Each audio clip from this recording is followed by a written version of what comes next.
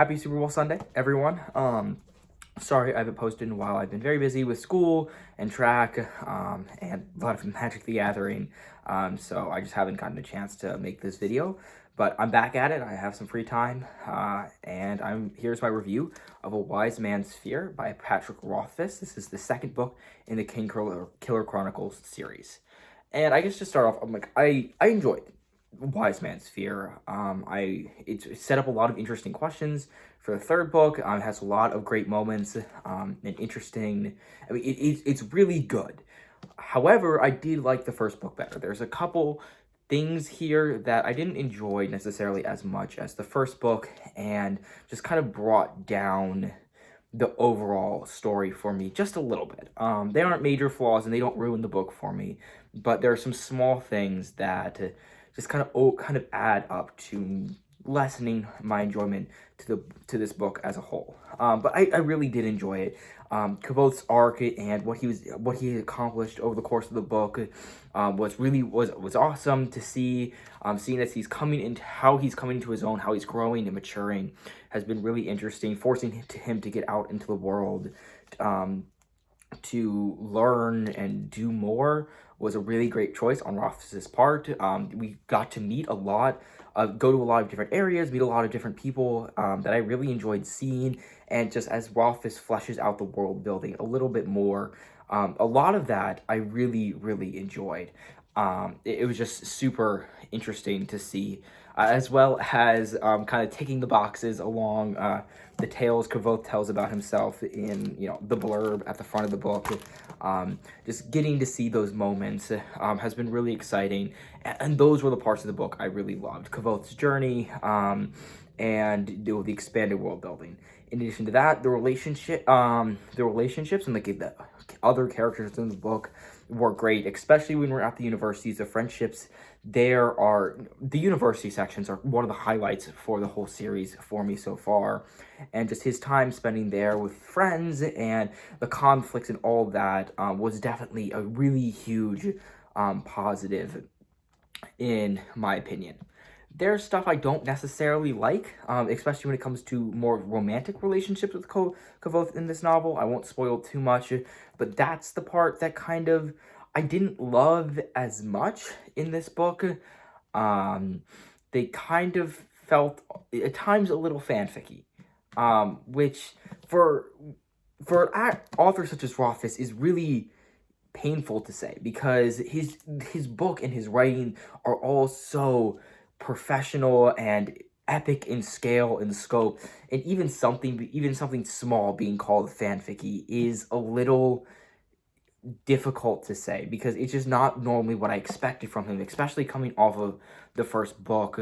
But the romantic encounters in this book were definitely a flaw that took me out of some scenes. They're infrequent enough that at the end of the day, it didn't ruin the book for me in any sense, but there's something that kind of distracted from my enjoyment of the book. In addition, his relationship with Dina was something that continued to grate on me and even get on my nerves more now than in the first book. Like, the first book, it was fine. She actually kind of acted a little bit more as a side character. She's in this book more prominently, and the way that she's in this book started to annoy me a lot more. Not just her as a character, but how, not just, well, there's a little bit of her as a character, but not just that, but her interactions with Kavoth. All of those two things kind of almost left a sour taste in my mouth a little bit. It kind of spoiled otherwise good scenes or good chapters in the book. And is one section where I'm gonna be honest, I do think Rothfuss dropped the ball a little bit. And there was one section of book that I really, really wasn't a big fan of, but those are all minor detractors. So the one scene was a little bit more major than others, but all minor detractors at the end of the day for what is genuinely a really good book. It does leave me with worries, though. From the course of the first book, when he was 11, the first book goes from when he's 11 to kind of fast forwarding through 4 years of a course of like 150, 200 pages, and then half of that, the majority, like 2/3 of that book, and all of this book is him going from 15 to about 17.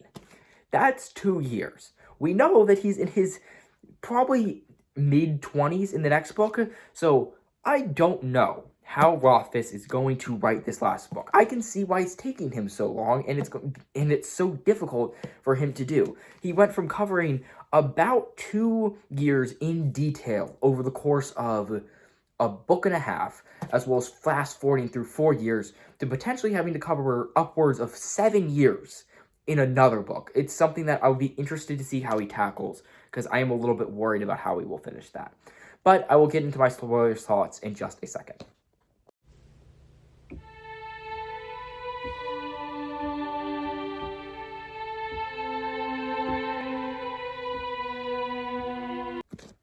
All right. For my spoiler thoughts, I guess I'm going to go positive, negative, through the book. One of the big positives for me was, once again, that first section at the university. His conflict with Ambrose, how it was resolved, his just interactions with his friends and and just the university as a whole was really enjoyable. Getting to go deeper into his relationship with his friends and with the teachers, and just kind of settling in this university life, settling into this university life while simultaneously all of the chaos that ensued with Ambrose, and things that are happening with Master Edelon's class, and all of that, made for just something a super exciting portion of the book. I really enjoyed the opening section of the book, the whole thing with Ambrose and the blood symphony, the conflict with the moneylender, and how he navigates and tackles all of this. It was great, and the relationships just amplified it even more. I loved when Kvothe spends time with his friends. It's just one of the highlights of the book for me, and one of the highlights of the series for me so far. And it was just really, really well done. And it also, I think, going back through, it shows, even in this part where he's starting to get the hang of things, his immaturity and how what he's forced to do when he's away, and how he changes him and how he reacts to situations. Following that up with a negative, this was probably the biggest negative for me in the book, and that's the scene with Farrelyn. Mostly because I feel like every other part of this book, Kvothe is forced to scrap and fight to earn what he does. From the smallest thing to the biggest thing, he's forced to earn what he gets. Farrelyn didn't feel like that.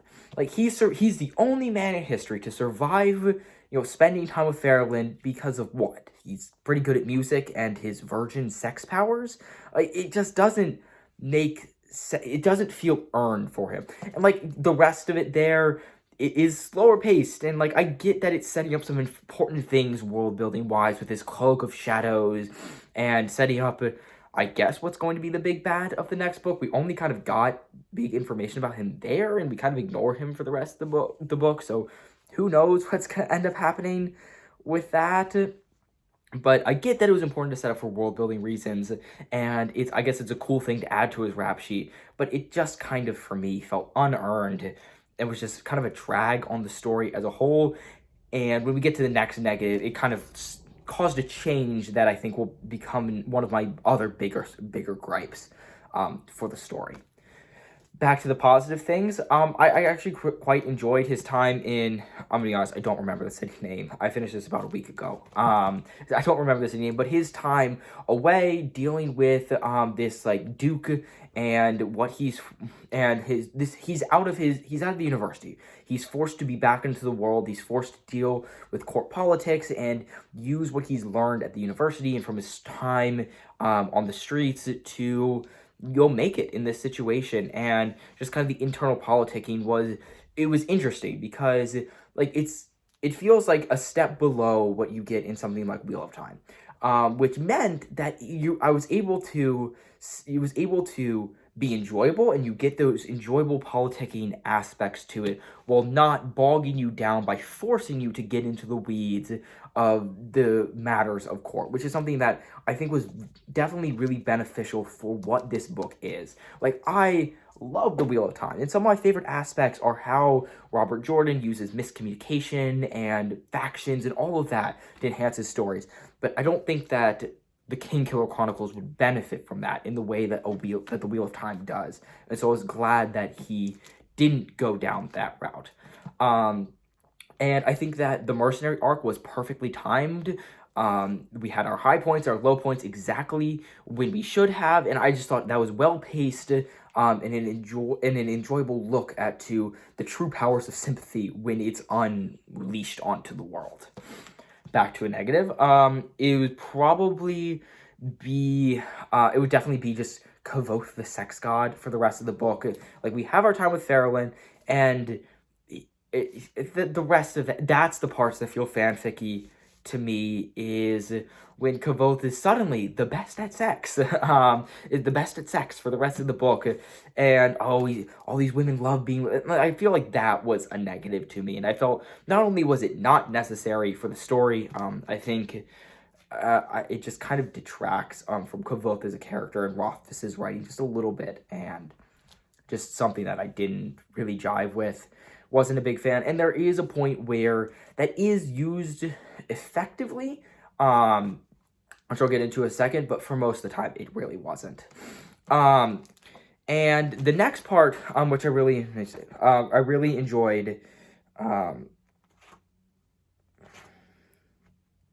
gonna be honest, I don't remember what it's called, but when he was with the Adelan people, and he was learning their ways of fighting, all that, I loved that culture. I loved seeing this. I mean, I love unique cultures in fantasy novels. I mean, that's one of the reasons I like fantasy, and they are a very interesting culture that I really enjoyed exploring. It was a new take on, the mythical foreign mercenary people, and just the time we spent with them, their unique customs and how they do things, was interesting. And I think that was the only time that I think that Kavoth's plot line with sex, I guess, was used effectively to underscore these cultural differences. But it was easily one of the highlights of the book. After kind of slower sections I didn't necessarily enjoy as much in the middle there, it was definitely a return to form for the book, and was actually probably my favorite part of the book. It was just so well done. All of the characters involved there, how he was able to tell the culture, the differences he gave them to make them feel unique from, I think, a lot of things that I've seen in fantasy before, made it just really awesome. I guess one more negative is just Dina. I think that Kavoth and Dina just like Kavoth talks about Dina like she's this perfect person, and sure, love blinds you, but geez, is he really that blind? Because they do not seem destined for each other at all. This is probably the most unhealthy, imperfect relationship I've ever seen, and they aren't even in a relationship. And that is the part that I really want Rothfuss to kind of tighten up and fix for the last book. It was a struggle to deal with. How them dealing with each other was a painful struggle, and I just really wasn't a fan. I don't love Dana's character, how she's written to begin with, and I just think that their interactions with each other just make it so much worse. I just really did not enjoy that part. And I guess finishing up the story, I think how we concluded the story here was awesome. Was interesting. The last bit with the fake Edmund Rue and being kicked out of the Earl's palace was fine. It was just trying to get us back to the university, steering us back to the university. But those final parts there, where meeting back up with the friends just kind of felt like coming home after a long journey, right? If you've ever been on vacation for a while and you finally come back home, that's what it felt like. And it was awesome. Seeing how Kavoth matured and changed throughout his travels was just really cathartic. Him talking with Edelyn and talking about finding the name of the wind and all of these things, seeing how the characters that we had missed for a while, how they had changed versus how Kavoth had changed, and coming back together was just kind of like the perfect capstone for the novel. Other positives, I guess, would be, my discussion of in my first video about how music is utilized in The Name of the Wind perfectly holds true here. I think it's very much the same. We did lose music for a while in that middle um, because you couldn't do it with the mercenaries, and it was, taboo with the mercenary people. But it was the other parts in the beginning and the end. The way that music was used was just as great as I kind of described it in the first novel, in the first book. And I'm just continuing to loving this world and these characters, and I really hope Patrick Rothfuss can pull it in for the third book. There are some things. I mean, this was definitely a downgrade from the. There were moments that I really loved that even surpassed parts of the first book, but there were a lot of parts that kind of move this book down a little bit, and I hope that Rothfuss is able to fix those so that they don't appear again in book 3. But I really enjoyed it. I thought this was a wonderful book. Very heavy book. This is an unusually dense book. I might be crazy, but people did back me up on it. It feels very dense. I don't know why. But this was a great book. I loved The Wise Man's Fear, and I think that you absolutely should read it. When it comes to what I'm going to be reviewing next, I'm about 2/3 done, maybe a little less, 60% done with the Crossroads of Twilight, the 10th Wheel of Time books. That'll probably be the next thing that gets out to you. Beyond that, I'm still waiting for a couple books from the library, and that will just determine what I read next. So thank you guys so much for watching, and I hope to see you next time. Goodbye.